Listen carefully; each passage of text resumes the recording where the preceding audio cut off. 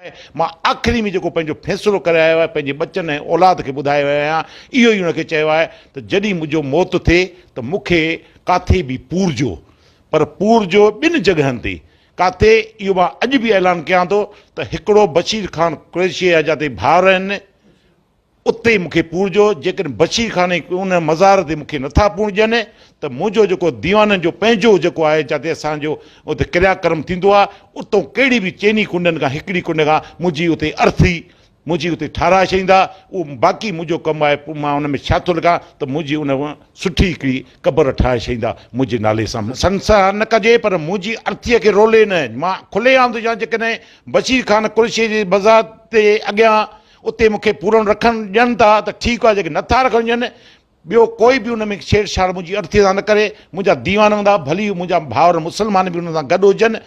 उते जेको चौधरी वारी जेका असांजे दीवाननि जी आहे उन जी कहिड़ी बि कुंड खां अंदरि मूंखे रखनि। इहो मां उन गुज़ारिश कंदुमि भली जमीयत उलमा वारा हुजनि, मौलाना हुजनि, फ़क़ीर, कोई बि गोड़ वग़ैरह न करे। बसि इहे ॿ शयूं आहिनि, या उते या हुते। मां इहा उन शहर वारनि खे वञां त कोई बि मुंहिंजी अर्थीअ ते झेड़ो झटो न थिए ऐं न को करे। मां पाण जे वातो चवां थो त हिकु उन जॻह ते हिकु हुन जॻह ते, पर मूंखे सिर्फ़ु साड़ण लाइ मां उनखे चवंदुमि मुंहिंजी अर्थी साड़जो न। अर्थी मुंहिंजी जेका आहे कंहिं कुंड खां रखी करे क़बर ठाहे छॾिजो। पोइ मुंहिंजा पुट खे जॾहिं बि थियो त पंहिंजे ज़मीर मुताबिक़ उते अची गुल चाढ़ियऊं या मतिलबु त उते अगरबत्ती ॿारियूं, उहो मुंहिंजे पुटनि जो कमु आहे।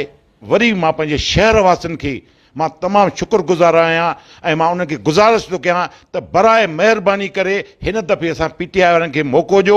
भली जेको बि चए पार्टी सां, पर असांजी रते दरे में असां PTI वारनि खे हिकिड़ो दफ़ो आज़माइनि।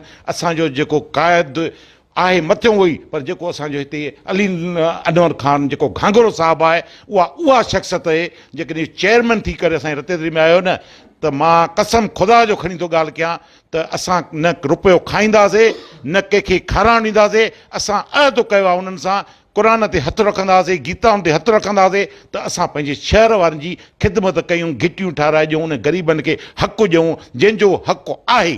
कंहिं न्याणियुनि जूं शादियूं करायूं, कंहिं न्याणे ग़रीबनि जी माना अहिड़ा की जेके सफ़ा कंहिं रस्तनि में उनखे का उन हिसाब सां हिकिड़ी का कोठरी ठाराए ॾियूं, किथे रस्तनि में नलका हणायूं, किथे ऐं ॿियनि ग़रीबनि जे लाइ ख़िदमत कयूं। पर असांजो सिर्फ़ु जेको मंशूर आहे, असांजो सिर्फ़ु इहो ई मंशूर आहे त असां अवाम रते दरे जी